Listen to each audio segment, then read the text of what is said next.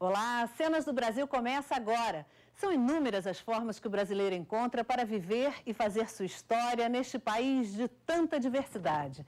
A cada semana, uma cena dos muitos Brasis é vista e discutida aqui a partir de documentários, vídeos e reportagens.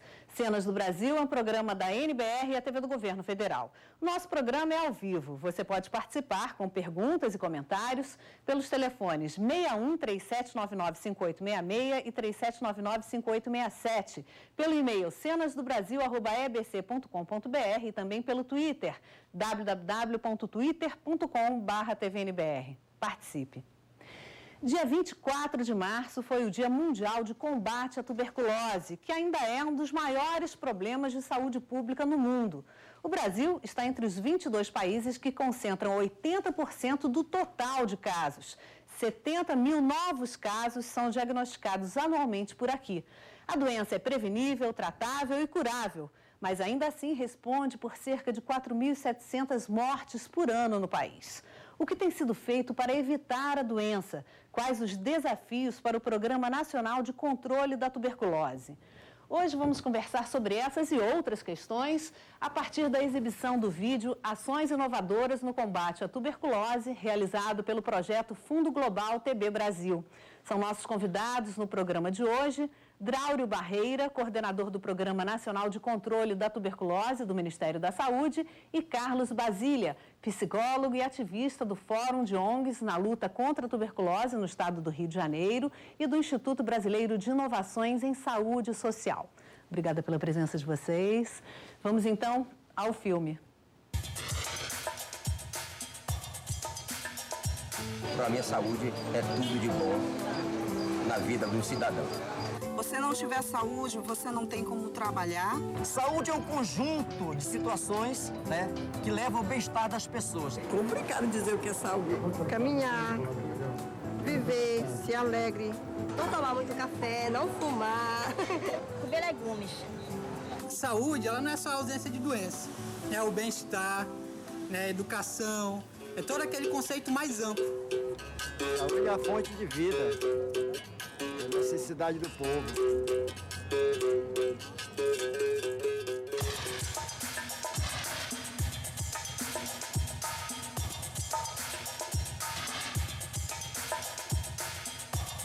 Ela é uma doença transmissível.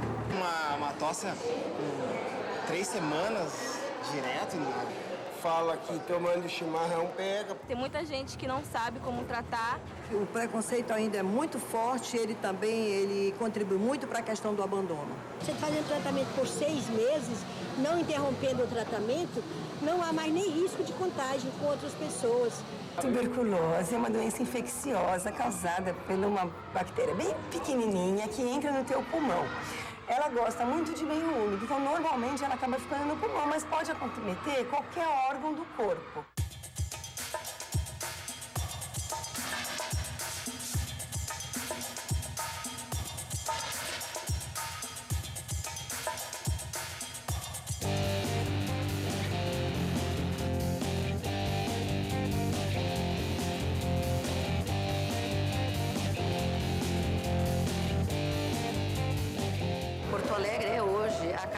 Com os piores índices em relação ao Brasil. Então, hoje nós temos, assim, a média nacional é de 37 casos para 100 mil habitantes. Porto Alegre está com 116 casos para 100 mil habitantes. Inicialmente, assim, todas as questões de tuberculose eram tratadas por muito poucas equipes, era muito centralizado, respondiam diretamente ao Estado. Então, com o processo de municipalização, nós começamos a trabalhar essa questão de que o município é o responsável pelas ações do controle da tuberculose. E desde então nós estamos trabalhando na tentativa de descentralizar essas ações, fazer com que mais unidades tenham pessoas capacitadas para o atendimento e façam realmente diagnóstico e tratamento dos pacientes não tão centralizados. E aí, Andrei, como é que tá? Tudo bem? Tudo jóia? Vamos ali tomar medicação? Tá bem? Tô bem. Senta aí, cara. Como é que tá teu pai? Tá bem? Quando tu acordar na segunda, tu já coleta. Aí tu deixa ele separado e daí na hora que tu vier aqui meio-dia, tomada da medicação, traz e a gente encaminha pro laboratório. Sabe, né? Todo mês é isso, né? Até a gente terminar o tratamento. E aí, seu Arcelino, tudo bem? Vamos ali tomar medicação?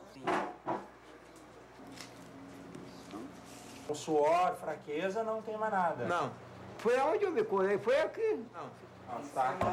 Bom final de semana. O comitê foi uma iniciativa do Fundo Global. Nossa, Arcelino, obrigado. Que envolve, no caso do Rio Grande do Sul, 8 cidades prioritárias, cidades que têm maior incidência de tuberculose. Então agora já se tem um maior domínio do como está a epidemia e o que se precisa fazer para dar conta dela. Se tosse por mais de 3 semanas é o principal, onde a pessoa... Com certeza. A participação da sociedade civil e a percepção do gestor que a sociedade civil pode colaborar e pode fazer algo, me parece um dos maiores ganhos do comitê e talvez o programa do Fundo Global no Brasil. Oi, boa tarde.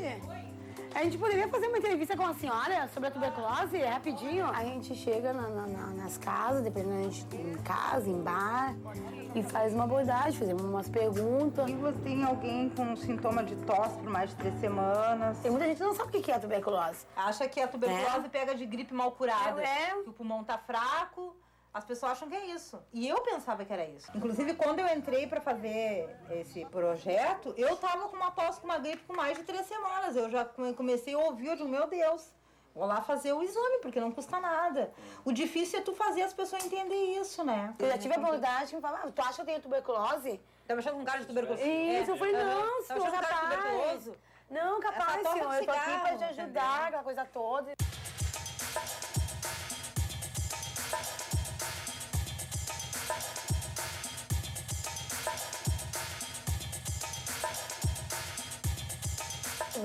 Aí já começa a aumentar, que é tosse do cigarro, tosse disso, tosse aquilo. Não tem, aqui ninguém tosse, mas tu tá vendo. Se tu acha que tu vê que tá com tosse, pô, tu vai lá.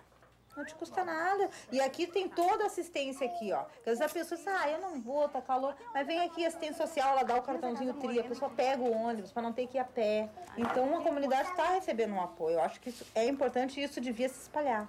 Eu tô bem preocupada, assim, com a comunidade, depois porque a eu gente faço vê parte, família, meu né? filho, minha família, meus amigos. Então, eu tenho que estar preocupada, né? Eu tô tentando passar essa preocupação, contagiar eles, porque a pessoa preocupada, a pessoa se cuida, a pessoa procura ajuda, a pessoa fica de olho nos sintomas, então a gente tá tentando contagiar as pessoas. Nosso esforço é na tentativa de tentar disseminar as informações sobre a doença, sempre tentando levar o atendimento mais próximo da casa do paciente.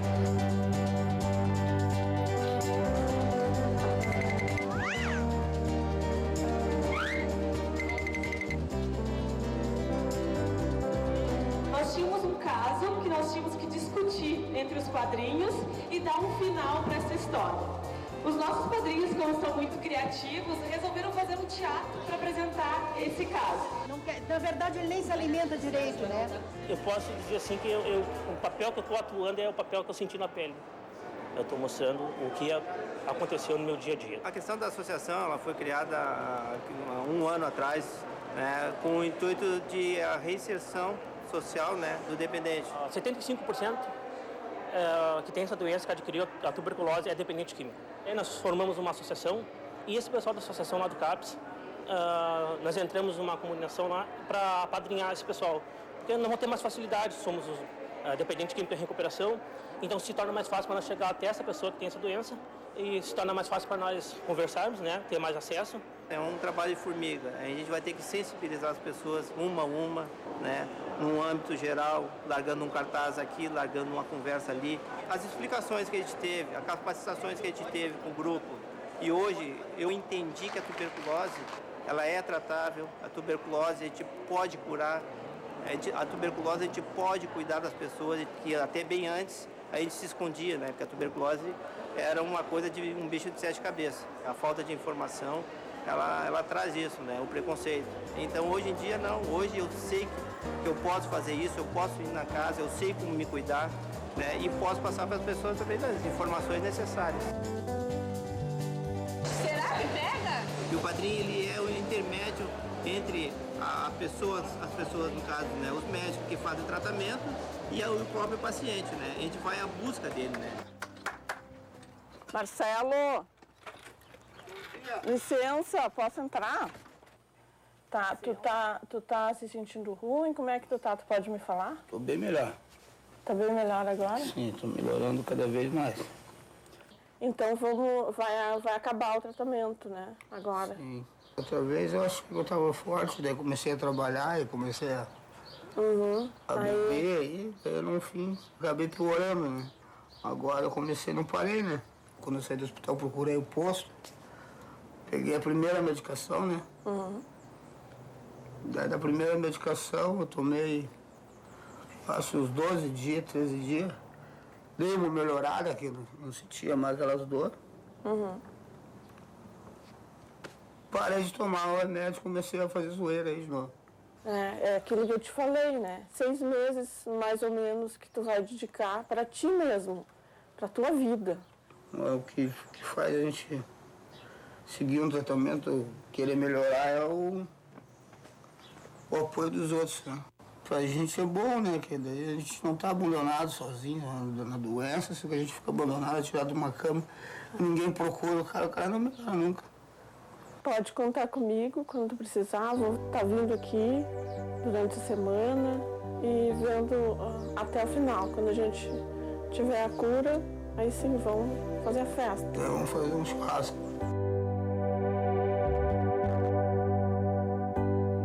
Os municípios que foram sensibilizados e conseguiram fazer o trabalho estão percebendo que a gente precisa dar continuidade para esse trabalho.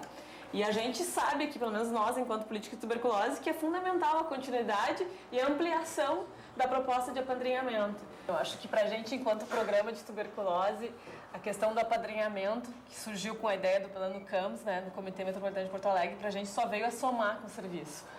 Porque a gente já está vendo há alguns anos o aumento do abandono dos nossos pacientes que não conseguem seguir até o final o tratamento da tuberculose. E a ideia de estar trazendo as pessoas da sociedade civil, que não tem vinculação com a saúde, é bem isso, trazer uma caracterização mais afetiva do apadrinhamento, né? Não só o profissional da saúde visitar, ter outra pessoa que também tem um olhar, tem um cuidado com esse paciente.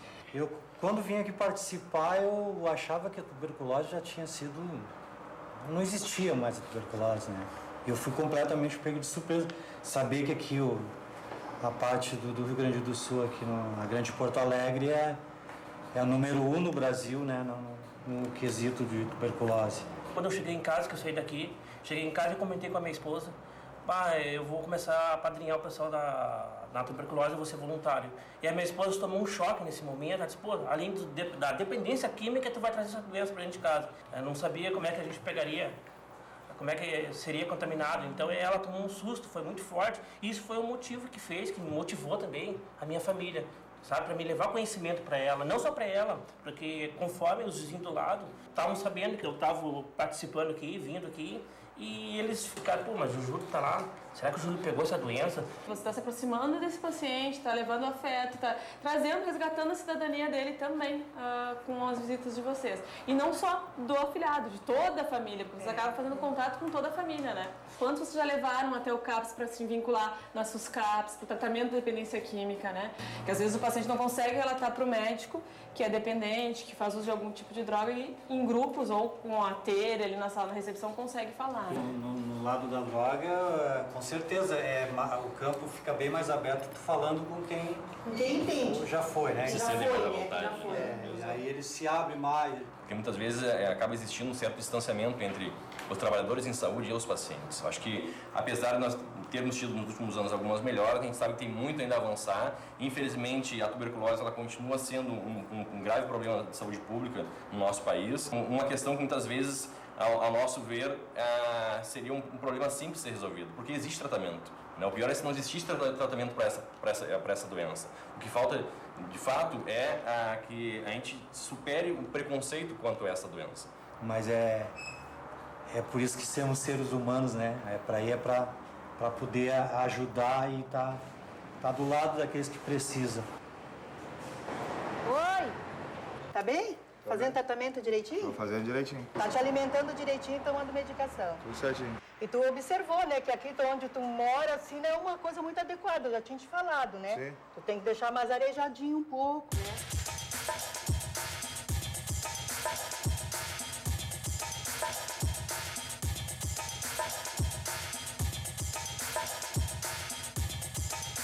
Só que tu não pode esquecer de faltar, né? Porque tu desde que tu iniciou agora, tu tá indo muito bem, né? Graças a Deus. Mas eu apareço aqui pra te visitar de novo semana que vem, tá bom? Tá. Obrigado. Fica com Deus. Tchau. Fica com Deus, a senhora também.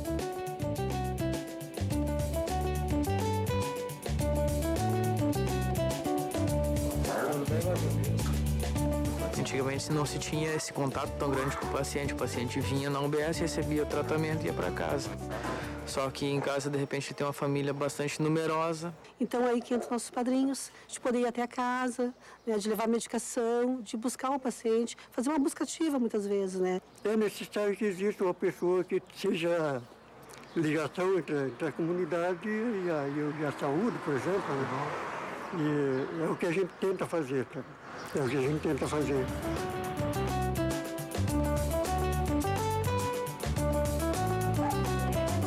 Oi, Vomar. Como tu está? Tá bem? Olha, a única coisa que ainda sinto um pouquinho é a tosse. Ah, não. Isso é normal. Essa aí é normal, né?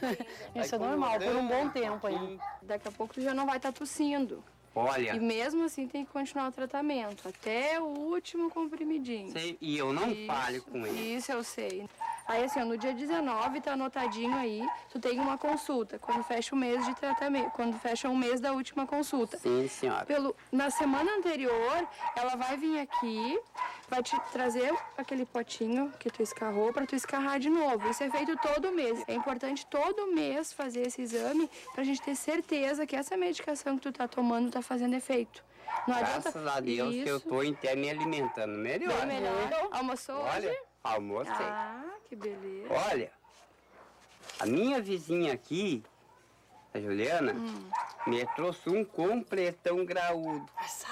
Arroz, feijão e ovo frito.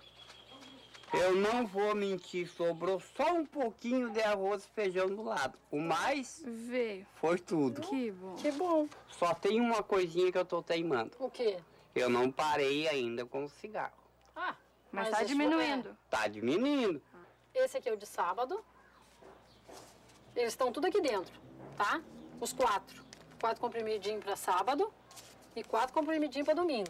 Tá bom. Segunda-feira eu tô de volta. Tá? Olha, tô adorando o trabalho de vocês. Que bom. Não me deixo mal nunca. Não, pior que é verdade. É verdade.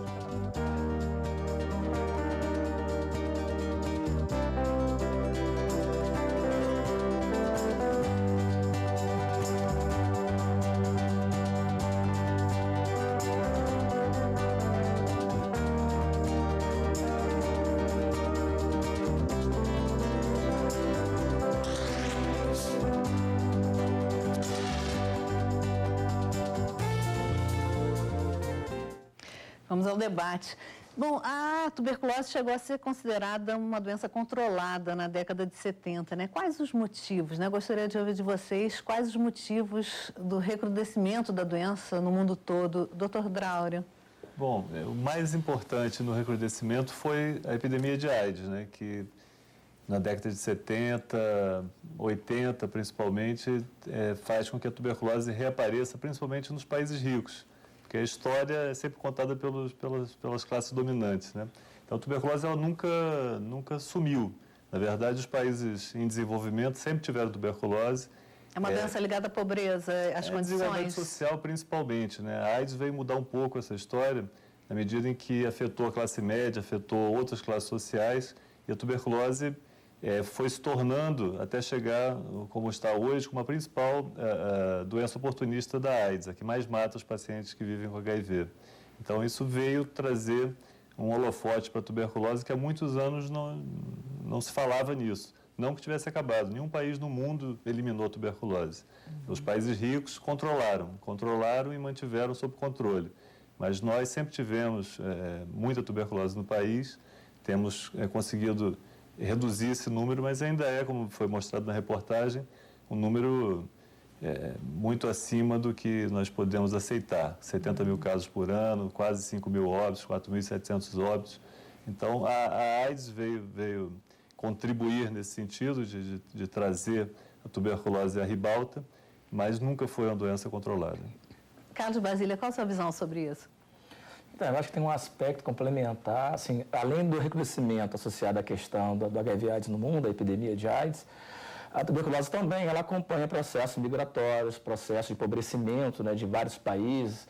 Houve uma concentração de renda, houve uma política toda conservadora em décadas passadas, na Europa, nos Estados Unidos, e os países, né, em desenvolvimento foram muito penalizados em relação a isso. Por outro lado, a própria Organização Mundial de Saúde, ela aponta um dado que é muito preocupante, que 1/3 da população global tem o bacilo da tuberculose. Mesmo que não manifeste a doença, mas potencialmente tem a doença latente. E aí pode desenvolver a qualquer momento? E que em algum momento, né, por alguma condição associada à sua saúde ou ao meio ambiente, alguma situação que vulnerabilize, né, esse sujeito ele pode vir desenvolver a doença. Enfim, então, como é que a gente pode imaginar, né, a erradicação de uma doença onde você tem 1/3 da população, 1 a cada 3 pessoas no mundo, inclusive aqui entre nós, 1 a cada 3, possivelmente, estatisticamente, poderia estar contaminado do bacilo. Agora, nesse estado latente, não contamina. Não contamina, só quem está doente que transmite. Mas, de fato, além desse fator, né, de que 1/3 da humanidade tem o bacilo no estado latente, a transmissão é respiratória, né? Então, é muito difícil você conseguir medidas de prevenção que efetivamente controlem, né? Basta você respirar para estar se infectando com bacilo. Mas por pouco tempo, se eu estiver dentro de um ônibus ou dentro de um cinema, por poucas horas já em acontece? Tese, sim, mas a gente sabe que as pessoas mais afetadas são as pessoas que convivem diariamente com as pessoas que têm tuberculose, né? Então, é o convívio familiar, no ambiente de trabalho, geralmente as pessoas que convivem por muitas horas por dia. Mas nada impede que você, estando ao lado de uma pessoa no transporte público, e ela tussa, você se infecte e, dependendo do seu estado imunológico, você manifesta a doença. As condições de moradia, né, devem contar bastante. O vídeo que nós vimos, ele mostra vários exemplos de pessoas que têm situações de imunidade comprometida. Não é só a AIDS que leva à imunodeficiência, né? O alcoolismo, o tabagismo, falta de alimentação, situação de rua, de morar na rua, os presidiários, né, que têm as piores condições de habitação, alimentação, enfim, falta de iluminação, falta de ventilação. Então, tudo que leva a algum tipo de deficiência, doenças outras, diabetes, uso de medicamentos que deprimem o sistema imunológico, enfim, qualquer coisa. A própria velhice, que as pessoas passam a ter um sistema imunológico mais frágil, é um fator que pode levar aquele bacilo que está tranquilo, latente ali, se manifestar como doença. Agora, esse mito de que a doença estava erradicada, isso atrapalhou, desmobilizou, atrapalha hoje? Então, eu acho que um dos principais problemas é justamente essa ideia que ficou generalizada, que a partir da década de 40, né, quando se descobriram antibióticos, medicações efetivas, uma farmacologia que dava conta, né, de uma doença que até então era considerada como incurável, a peste do século XIX, a peste branca do século XIX, século XX, século XXI e, lamentavelmente, talvez os séculos à frente de uma doença milenar que acompanha. Mas é fato que a tuberculose passou a ser vista como uma doença erradicada, uma doença sob controle, principalmente, como disse o Drauro, pelos países desenvolvidos, que são os países que, de alguma forma, né, estimulam e que organizam, né, as políticas de saúde globais. Para esse país deixou de ser um problema. Para o terceiro mundo, não. Para os países de desenvolvimento do terceiro mundo, a tuberculose continuou como sempre foi, né, crescendo, se ampliando, atingindo cada vez populações mais vulneráveis, populações mais empobrecidas. E o fato é que só em 1993 que a Organização Mundial de Saúde, então, alertada pelo crescente, assustador número de casos de tuberculose, decreta a tuberculose como emergência global. O Brasil, uma década depois, só em 2003, é que reconhece a tuberculose no rol das doenças negligenciadas, ou seja, aquela que não tem a atenção ou investimento, seja político, tecnológico ou de resposta social. Agora, por parte da população também tem muito essa postura, né? Estou tossindo, isso daí é porque eu estou com uma gripe mal curada, não resolvi, né? Não tem essa... logo não vem à cabeça essa possibilidade, né? Existe uma grande desinformação em relação a isso, né? No ano passado, o Projeto Fundo Global fez uma pesquisa de uma enquete nacional em 27 estados e no Distrito Federal, que levantou que mais de metade da população no Brasil desconhece a tuberculose, não tem informações sobre a existência da tuberculose.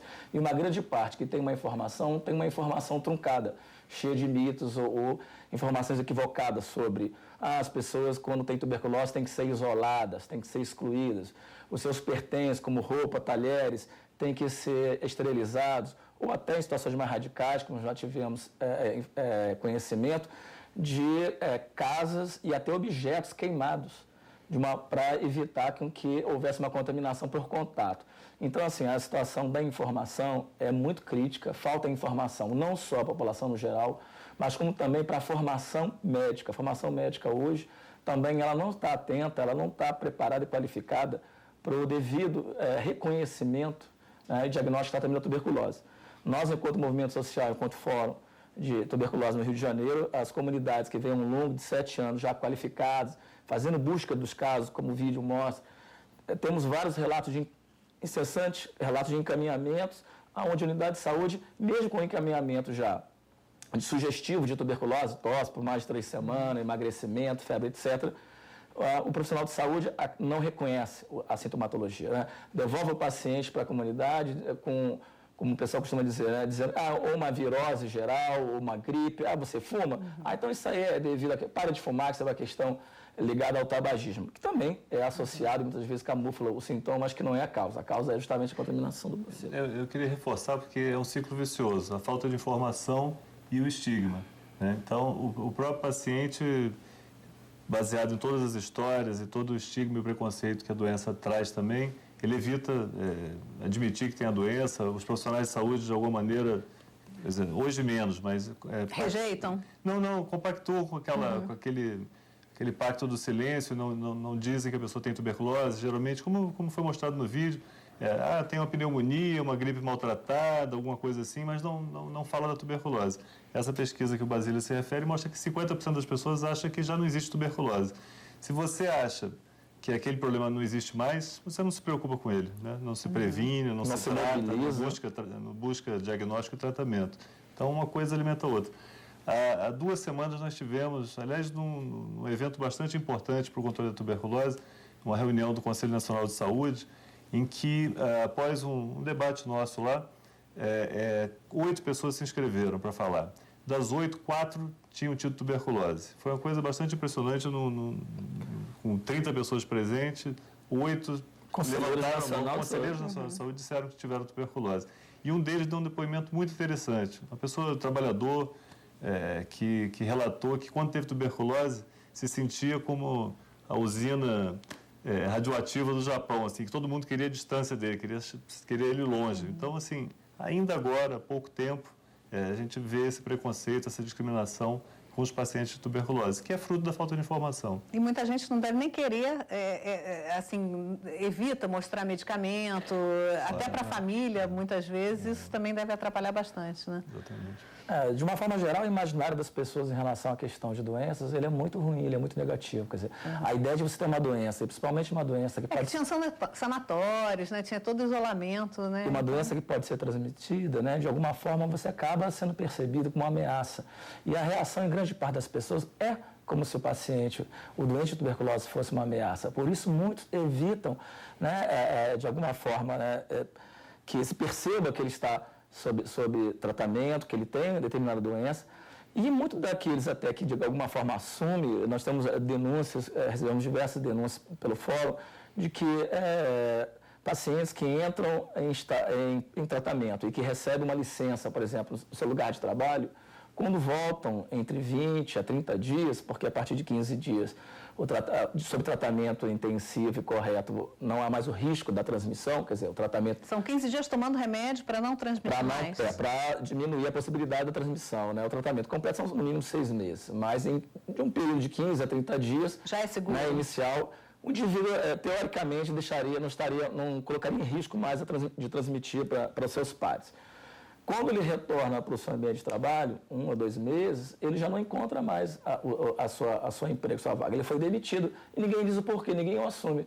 Mas, de fato, há muitas denúncias nesse sentido. De professores que, quando retornam, não conseguem lecionar, porque os pais se reuniram com a diretoria pedindo impedimento daquela professora, com medo que a professora transmitisse, a professora tuberculosa, aí essa expressão é muito estigmatizante, transmitisse a doença, colocasse em risco para os seus filhos. Os colegas de trabalho que resistem, não querem continuar convivendo com um colega que está com tuberculose e num ambiente fechado, se sentem ameaçados, se sentem vulneráveis a desenvolver a doença. Quer dizer, a desinformação, né, o estigma, o imaginário ainda, né, do passado, de que onde a pessoa com tuberculose é excluída do meio social, né, isolada nos sanatórios, né, que muitas morriam de uma forma anônima, silenciosa, isso ainda perdura. Então, assim, o grande desafio hoje na informação, né, é traduzir isso, quer dizer, redimensionar, representar esse conceito, né, da pessoa doente de tuberculose como o boêmio, com uma pessoa desregrada, né, com uma pessoa que abusou, que não se cuidou hoje, por isso ela está sendo penalizada, né, pela doença. Enfim, a gente precisa fazer todo um trabalho também de resgatar e de reapresentar esse imaginário de uma forma menos estigmatizante, né, de uma forma que atue, que enfrente a questão da discriminação, que ainda é muito forte, tanto do ponto de vista de quem sofre com a doença, dos familiares da comunidade, como também dos profissionais de saúde. Pois é, como é que é isso?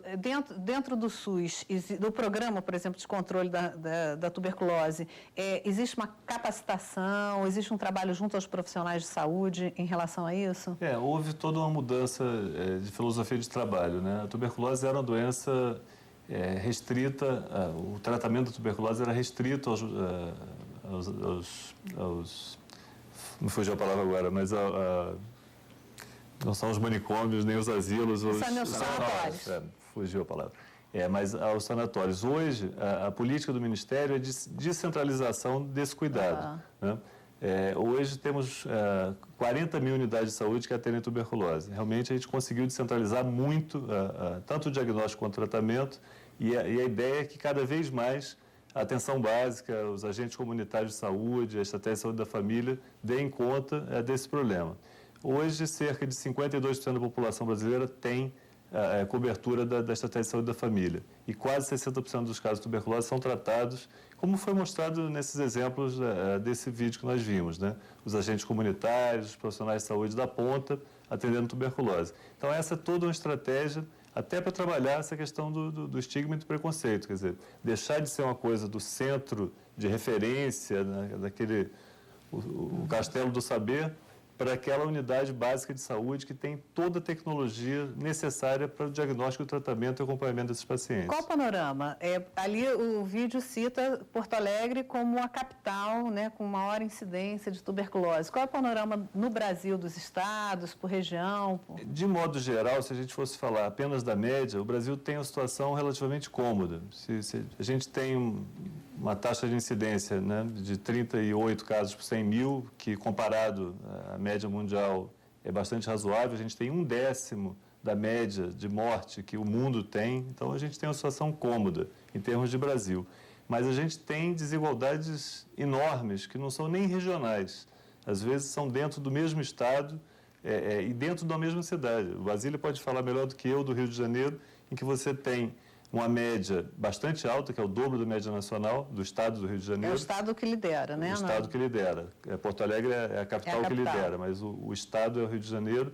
E a gente tem de comunidades com 300, 400 casos por 100 mil, né? E outros, seguramente, com 10, 15 casos por 100 mil, os bairros ricos da cidade. Então, a gente tem disparidades muito grandes, às vezes, dentro da própria cidade, que é reflexo da desigualdade social que a gente encontra em todo o país, né? Então, a gente tem a tuberculose muito concentrada nos grandes centros urbanos, não é à toa que Porto Alegre lidera, mas Porto Alegre, a cidade do Rio, a cidade de Manaus, a cidade de Recife, são cidades que têm um problema muito grave. Mas aí, né, por condições mesmo de moradia, de favelização, a tuberculose é multifatorial, né? Então, é um somatório realmente de fatores, mas que tem como gênese sempre a questão da aglomeração também, né? Esse é um dos fatores principais, né? Concentração de pessoas na mesma casa, falta de ventilação, de iluminação, de comida, de condições, de acesso à saúde, de acesso a tudo. Então, essa população é a mais acometida. Agora, o vídeo fala quais são os desafios aí para um atendimento, para que realmente o atendimento chegue a todos. No caso do Rio de Janeiro, né, você citou que 52% da população já tem a cobertura no Brasil, né? No caso do Rio, por exemplo, a cobertura do Programa Saúde na Família é bem restrita, né? Quais são os desafios? No vídeo se fala numa busca ativa. Há um trabalho ali por parte dos profissionais da busca ativa por pacientes. Como é que é isso? O que precisa avançar nesse sentido? Eu acho que o vídeo que nós assistimos, ele mostra uma experiência que são inovadoras, mas que são muito iniciais e de muito baixa cobertura ainda. Quer dizer, a realidade por trás dessa experiência é outra. Acho que, na verdade, ela revela os dois aspectos. Revela a necessidade, né, de você ampliar, né, uma ação que ela tem que sair do serviço, ela tem que ir até os grupos, as comunidades, as áreas de maior incidência da doença, quer dizer, fazer uma ponte entre essas comunidades, as pessoas que estão sendo afetadas pela doença, até o serviço de saúde. A gente sabe que existem obstáculos enormes para que uma pessoa consiga acessar o Sistema Único de Saúde.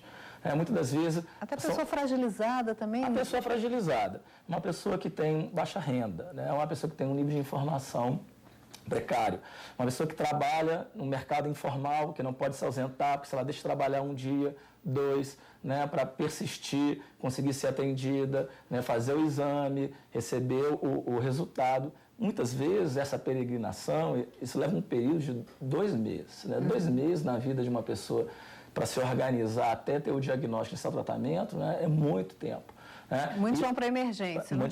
A maioria, na verdade, acaba chegando ao Sistema Único de Saúde pela emergência ou pelos hospitais de grande porte. E aí já numa situação muito agravada e num período que já disseminou, quer dizer, dentro da cadeia de transmissão, já disseminou a tuberculose, né, para um contingente significativo de pessoas. Tem uma estatística da OMS que diz que uma pessoa contaminada no período bacilífero, quer dizer, quando ela respira, fala ou tosse, ela joga o bacilo no ar, em um período de 1 ano, ela seria capaz de transmitir a doença para mais 15 pessoas. Então, se você pegar isso, né, jogar isso geometricamente, você vai ver que a capacidade de transmissão da tuberculose ela é muito alta.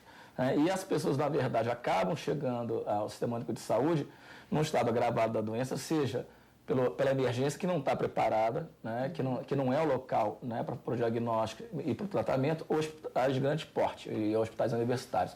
Uma pesquisa publicada recentemente pela Rede Brasileira de Pesquisadores de Tuberculose mostrou que Rio e São Paulo, as maiores metrópoles, quase 50% dos casos diagnosticados de tuberculose se dão nos hospitais e nas emergências de grande porte. Quer dizer, isso nos coloca em xeque todo um modelo que o vídeo coloca e aquilo que a gente defende de descentralização e de que o serviço, quer dizer, a oferta para o diagnóstico e o tratamento se aproxime cada vez mais, né, na ponta, nos bairros, nas localidades, nos territórios onde as pessoas vivem. E essa é a proposta do Programa Nacional de Controle, é a descentralização. Exatamente. Esse é o grande desafio.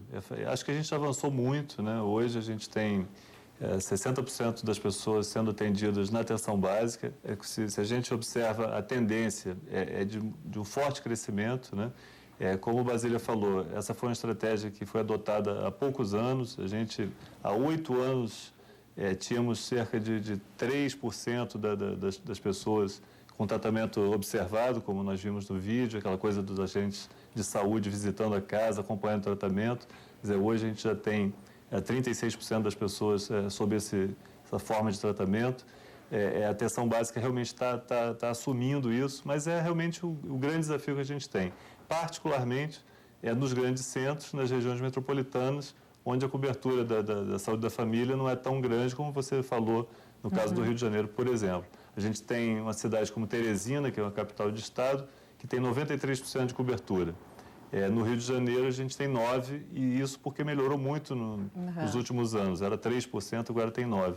Então, o principal desafio do programa é a descentralização com atendimento de qualidade.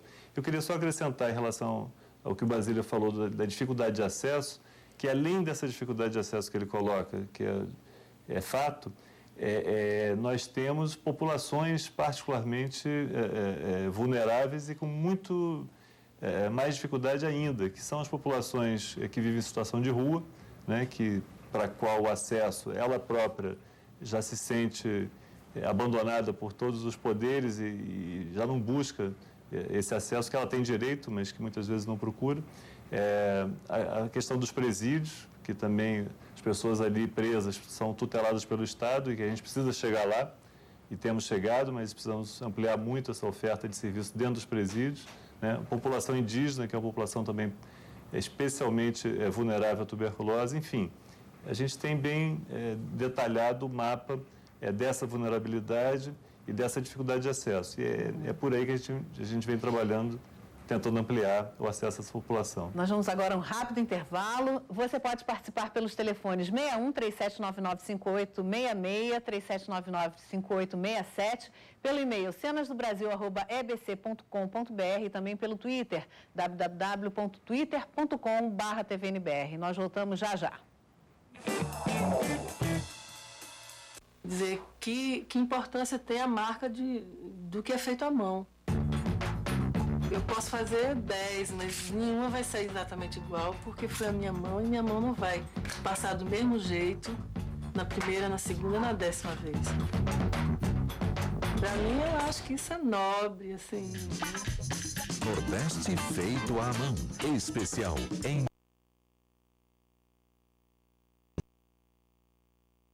BR. Saúde é bom saber. Hanseníase pega. Se existe contato próximo, a gente deve ficar atento aos sintomas. Eu tive, me curei e garanti a saúde da minha família. Ministério da Saúde, Brasil, um país de todos. Participe agora do programa Cenas do Brasil, 3799-5866 ou envie seu comentário para cenasdobrasil@ebc.com.br e no twitter.com/tvmbr.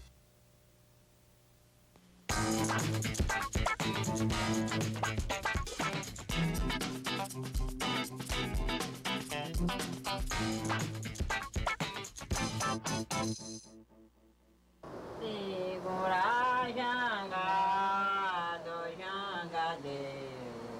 O mar é o maior segredo de Deus. Essa nossa área é demarcada. No tempo que os padres quiseram tomar de conta de tudo. Todo padre que vinha chegava a Sapoderavi, começou a chegar os gananciosos. Essa terra era toda liberta, essa terra era toda duna, era cajueiro. Tudo isso tinha. Hoje está tudo tomado por coqueiro. Tudo não tem mais, acabou-se tudo. E aí? Nós não sabemos mais como é que vamos viver. Toque TV, nesta quinta, às 11 da noite, aqui na NBR.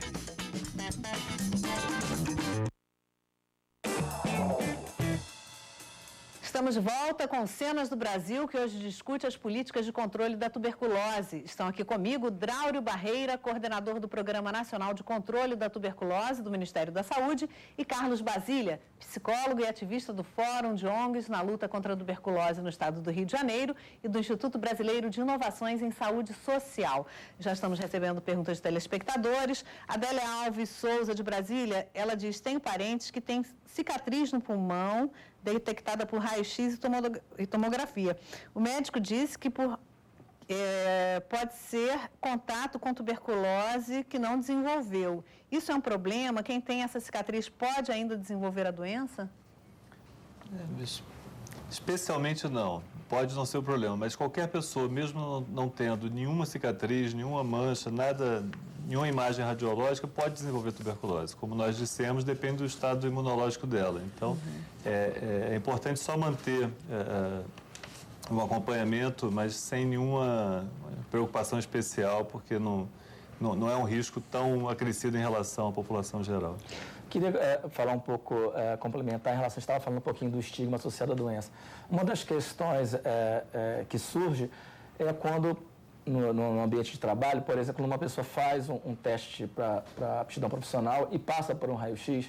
Nós recebemos uma denúncia de uma concursada, né, para Petrobras, inclusive, que apareceu no exame admissional dela essa cicatriz. Ela tinha tido uma tuberculose, estava no final de um tratamento, e a junta médica impediu de iniciar de começar a trabalhar, né, de iniciar o seu trabalho.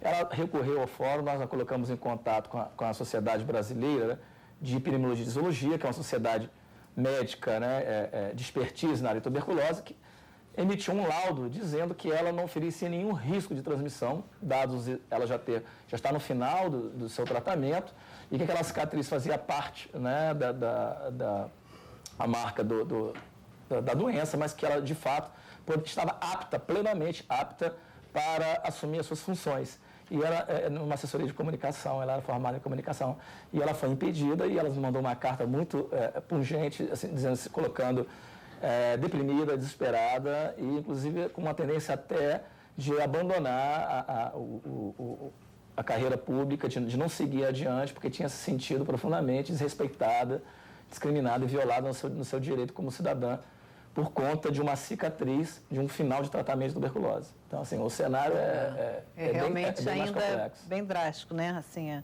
a discriminação. José Roberto Gomes, do Rio de Janeiro, pergunta: a vacina BCG garante 100% de imunidade? A vacina BCG, ela confere imunidade, mas por um período restrito da vida. Então, protege particularmente as crianças até 5 anos de idade e defende contra formas mais graves da tuberculose. Um reflexo muito claro do benefício da BCG é que a gente tem muito pouca tuberculose infantil no Brasil, muito pouca mesmo. A cobertura é extremamente alta, praticamente 100% das crianças são vacinadas. É uma vacina recomendada que se dê ainda na maternidade. E por quanto tempo ela... Não, a BCG se faz apenas uma vez na vida e geralmente nas primeiras 24 horas, ainda na maternidade. Como quase 97% hoje tem o parto hospitalar, praticamente todas as crianças saem vacinadas na maternidade. Aquelas que não saem, têm recomendação de serem vacinadas até 1 mês. Então, essas crianças, que são quase a totalidade das crianças que nascem no Brasil, tem essa proteção, mas ela não é uma proteção para a vida inteira, é uma proteção para a primeira infância, principalmente. A cobertura em termos de vacinação é boa, a gente não tem um problema, o Brasil não apresenta problema em termos de cobertura. Inclusive, essa marquinha que a gente tem aqui no braço, aqui, né, isso é um exemplo desse alcance, que praticamente todos os brasileiros são vacinados em relação à BCG, que é até hoje o Brasil um dos maiores produtores da BCG. Nós temos no Rio de Janeiro a sede da Fundação Tafa de Paiva, que produz a vacina BCG, que é distribuída por todo o Brasil, pelo Sistema Único de Saúde, exportada até para alguns países. Então, assim, tem uma vacinação, a questão não é essa. O problema é que a vacinação, como disse o Drau, ela não protege na vida adulta, ela protege algumas formas mais graves, inclusive formas não pulmonares.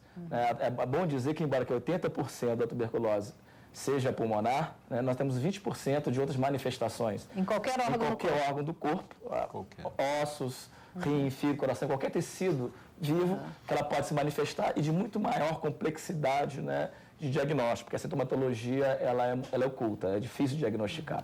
Mas sem a mesma relevância de saúde pública, porque ela não é transmissível. Sim, ela não é transmissível, mas ela afeta 20%. Ela só é transmissível quando ela está no pulmão, que é a forma mais comum. Mas é importante marcar, porque muitas pessoas podem, né, desenvolver a tuberculose não pulmonar, não estarem atentas para isso, e ela é grave em situações. Né? Existe a tuberculose óssea, ela pode deformar, dar uma incapacitação permanente, tuberculose na meninge, tuberculose rim, fígado, coração, quer dizer, em qualquer pele, tuberculose na pele, comprometer. E como a gente tem uma dificuldade de identificação, quer dizer, não se pensa nem na tuberculose pulmonar, que é a mais comum, né, que é a mais visada, imagina as outras formas. É importante marcar isso. Aldra Martins, de Brasília, ela diz: eu sou médica aposentada e trabalhei muitos anos em UTI, tive contatos com pacientes portadores de tuberculose. Depois de alguns anos afastada do trabalho, adquiri a doença. E agora eu gostaria de saber se existe algum programa que acompanhe os profissionais de saúde que lidam diretamente com a doença. Não é específico, porque qualquer programa, qualquer serviço pode acompanhar, seja profissional de saúde ou não. Nós, profissionais de saúde, temos uma exposição muito maior. Se a estatística aponta que 1/3 da população tem o bacilo, a população de profissionais de saúde, praticamente todos, ou quase todos, têm o bacilo. Né? Não estão doentes, mas têm o bacilo. Nara Soares, de Ribeirão Preto, São Paulo, ela pergunta: gostaria de saber se existe alguma ação do governo para garantir o direito do paciente, já que o tratamento dura 6 meses e ele acaba ficando exposto. O INSS poderia afastar o portador do trabalho por esse período? Não, por esse período não se justifica. Esse é um ponto muito importante que eu acho que nós dois vamos querer falar aqui, porque é uma das questões centrais hoje, a questão dos direitos das pessoas com tuberculose. Nós estamos publicando agora, talvez ainda em abril, um livro falando especificamente dos direitos das pessoas que têm tuberculose. Porque a maioria das pessoas não sabe, mas dependendo do grau de incapacidade, né, de sequela, porque muitas vezes a pessoa traz sequelas da tuberculose, ela tem uma série de benefícios sociais previstos em lei, inclusive até isenção de imposto de renda, aposentadoria, afastamento do trabalho pelo tempo em que ela representa também um risco de transmissão. E hoje a gente está numa verdadeira cruzada por expandir esses benefícios sociais e garantir às pessoas com tuberculose benefícios sociais da ordem, seja monetária ou cesta básica, porque a gente já tem visto que muitos municípios oferecem benefícios como vale transporte, café da manhã na unidade, mas nós estamos querendo fazer isso uma lei federal que garanta um benefício para todas as pessoas com tuberculose. Bom, Nelly de Florianópolis, ela diz: perdi o início do programa e gostaria de saber quais os exames que posso realizar para diagnosticar a tuberculose. Bom, se ela não tem os sintomas da tuberculose, ela não deve se preocupar com isso. Se ela não tosse, você não emagreceu, você não tem febre, você enfim, não há por que ficar investigando se você não tem sintomas. Mas os sintomas, os exames são basicamente o exame clínico, a baciloscopia, para quem já tem tosse e escarro, né, raio-x, e dependendo da necessidade, temos exames mais complexos.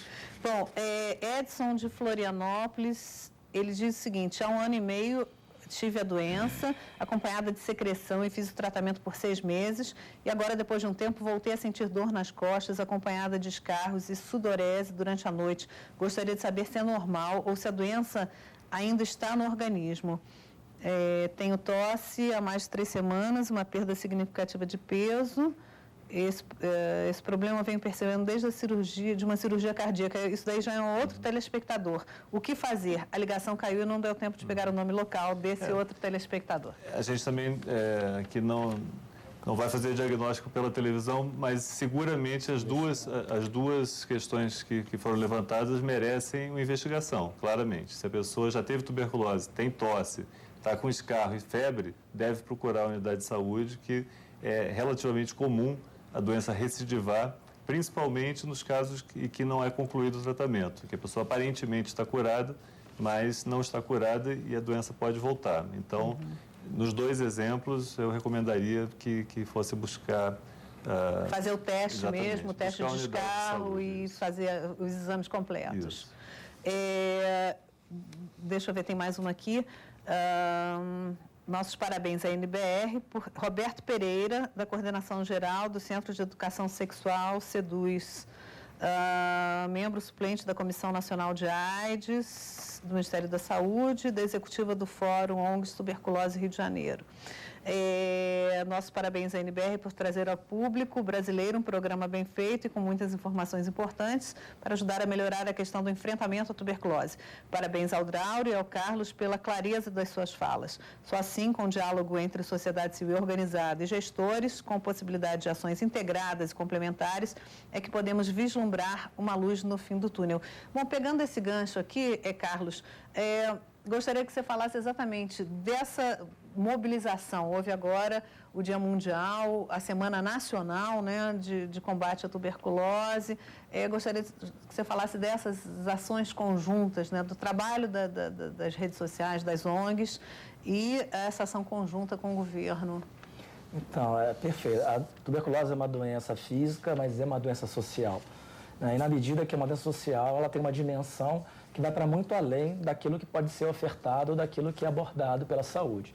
A gente sabe que a doença está associada às condições de vida da população, a fatores econômicos, culturais. A gente falou aqui bastante da questão, né, do estigma, do preconceito, da discriminação, da desinformação, mas também dos mitos, quer dizer, informações equivocadas, truncadas, né, ideias preconcebidas, né, que afastam as pessoas, que causam pânico, medo.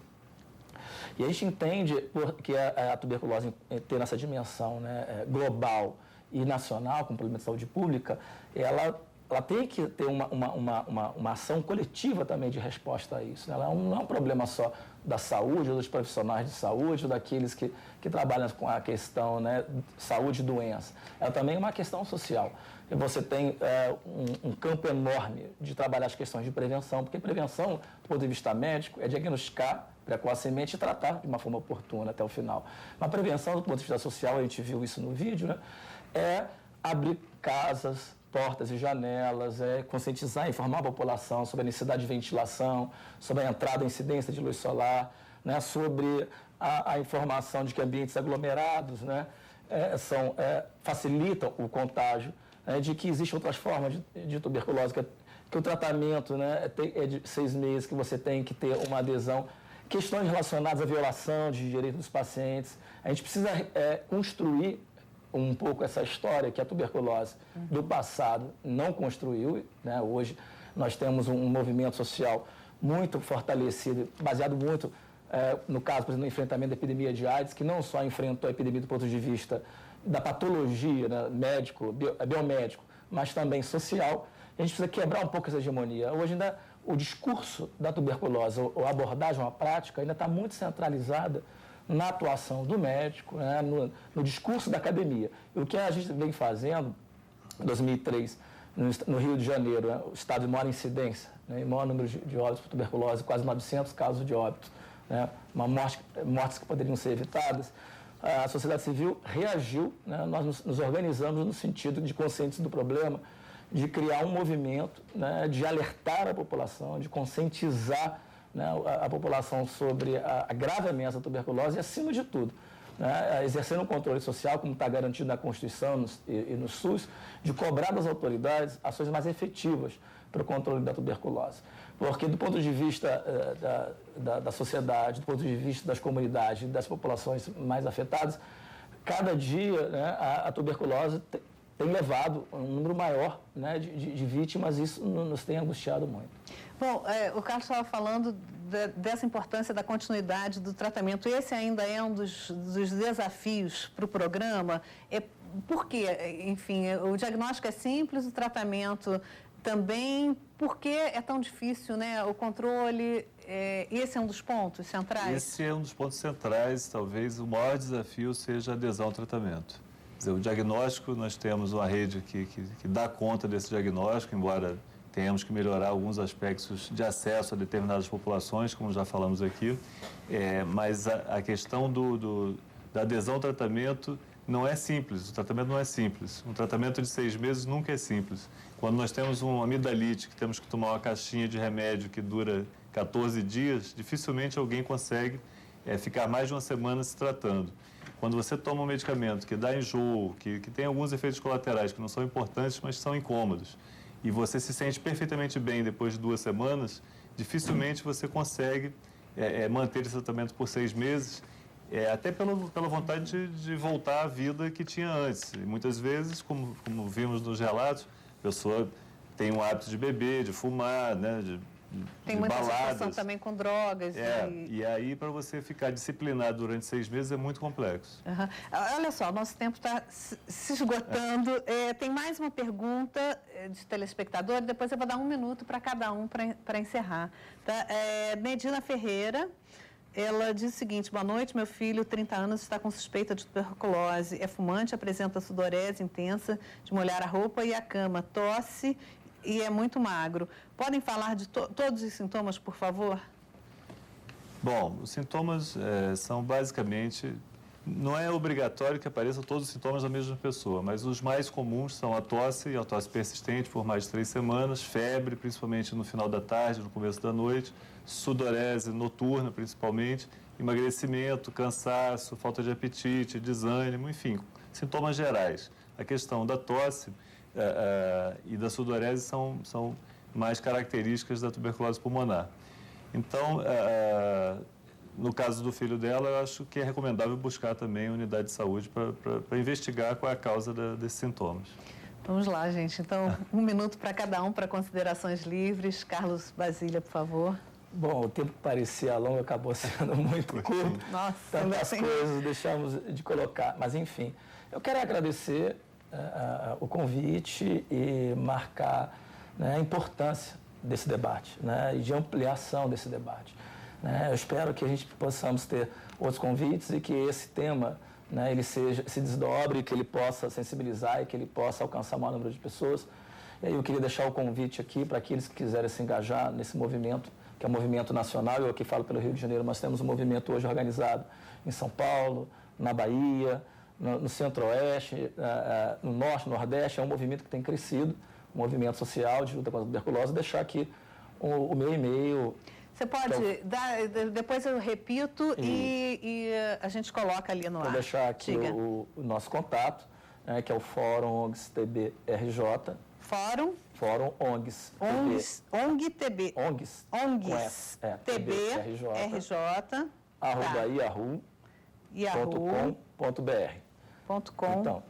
Esse é o e-mail do Fórum Tuberculose. Eu deixo à disposição para aqueles que quiserem maiores informações ou contatos, ou que queiram se engajar não só no Rio de Janeiro, mas a gente também pode colocar em contato, facilitar o acesso a outros grupos e redes para fazer parte dessa luta coletiva aí para que a tuberculose efetivamente deixe de ser uma coisa presente e seja uma coisa do passado. Bom, eu queria parabenizar essa iniciativa, porque nós falamos aqui que uma das principais formas de prevenção da tuberculose é a informação. Né? Então, um programa como esse, pelo número de intervenções de telespectadores, demonstra a capilaridade que tem e onde atinge, né? Praticamente vários estados brasileiros se manifestaram em relação a esse programa. Então, queria enfatizar a importância de que a prevenção se faz com informação e conhecendo esses sintomas e buscando unidades de saúde da rede pública, do SUS, quando as pessoas tiverem qualquer dessas manifestações que nós falamos aqui. Porque a melhor forma de prevenir é quebrar a cadeia de transmissão, é detectar aquela pessoa que tem tuberculose, tratar imediatamente. Com isso, ela evita transmitir a bactéria para os seus familiares, amigos, colegas de trabalho e as pessoas do seu convívio social. Então, quero parabenizar novamente a iniciativa, porque vocês estão fazendo prevenção da tuberculose para todo o Brasil. Bom, é alertar que as pessoas não adiem a ida à uma unidade de saúde no caso de uma tosse persistente. Eu não tenho vergonha. Não, exatamente. Bom, gente, muito obrigada pela participação de vocês. Realmente a gente ainda teria várias questões aqui para tocar. Vamos programar outros debates sobre o tema. Cenas do Brasil fica por aqui. Hoje falamos das políticas de controle da tuberculose. Agradecemos a presença de nossos convidados, Draulio Barreira, coordenador do Programa Nacional de Controle da Tuberculose do Ministério da Saúde, e Carlos Basília, psicólogo e ativista do Fórum de ONGs na luta contra a tuberculose no estado do Rio de Janeiro e do Instituto Brasileiro de Inovações em Saúde Social. Agradecemos também a sua audiência e a sua participação. Você pode continuar mandando sua sugestão para o nosso programa pelo endereço eletrônico cenasdobrasil@ebc.com.br ou pelo Twitter, www.twitter.com/tvnbr. Sua opinião é muito importante para nós. Na semana que vem, novas cenas, novas questões. A gente se encontra. Até lá.